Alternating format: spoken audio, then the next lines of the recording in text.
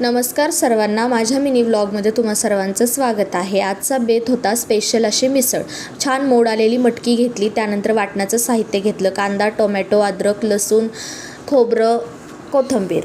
आपल्याला यामध्ये फक्त कांदा, टोमॅटो नंतर पेस्ट करायची आहे वेगळी त्याची। सगळे एकत्र पेस्ट करून घेतली आणि छान अशी मटकीसुद्धा भाजून घेतली। मटकी भाजल्यानंतर काय होतं, आपल्याला मटकी जास्त वेळ शिजवण्याची गरज लागत नाही। एका उकळीमध्ये मटकी आपली छान अशी शिजून जाते। त्यानंतर मटकी काढली आणि त्याच कढईमध्ये 2 चमचे तेल टाकलं। मला जास्त तेलकट करायची नव्हती मटकी, जशी आपण बाहेर हॉटेलमध्ये खातो तिथं जास्त तेलकट असते, मला तशी करायची नव्हती। मला आपली नॉर्मल तडक्यासाठी तेल असं वापरायचं होतं, जास्त तेल वरती तवंग यावा म्हणून नव्हतं वापरायचं। त्यामुळे मी थोडंसंच तेल घेतलं आहे। तुम्ही तुमच्या आवडीनुसार घ्या। त्यामध्ये मी जिरे, मोहरी छान अशी तडतडू दिली। त्यानंतर आपण मिक्सरमधून काढलेलं वाटण त्यामध्ये टाकलं, ते 2 मिनटं झाकून ठेवलं। छान असं त्याला तेल सुटलं होतं। त्यानंतर मी सगळं ते मिक्स केलं, थोडंसं खाली चिटकलं होतं त्यामुळे थोडंसं मी ते सैल करून घेतलं। छान तेल असं त्याच्यात सुटलं होतं। त्यानंतर मी त्यामध्ये कांदा आणि टोमॅटोची आपण जी वेगळी पेस्ट केली होती ती त्यामध्ये टाकली आणि परत एकदा ते छान असं मिक्स करून घेतलं। आणि त्यामध्ये परत झाकण झाकलं, तुम्ही बघू शकता।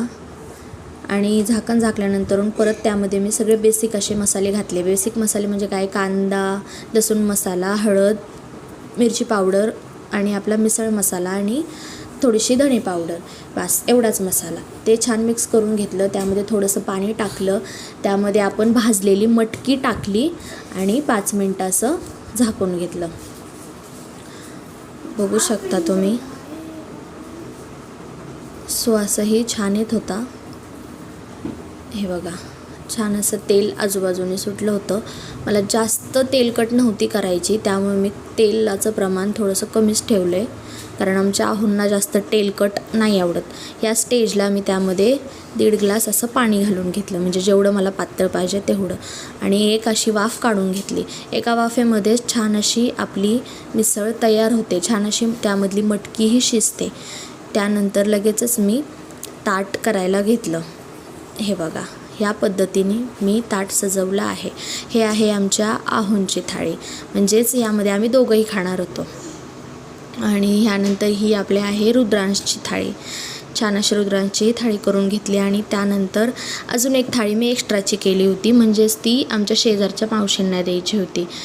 आणि त्यानंतर छान असं जेवण वगैरे केलं। शेवट कोकम सरबतपासून केला। आणि तुम्ही रुद्रांशचं रिॲक्शन बघा, छान झाली होती मिसळ, तुम्ही एकदा नक्की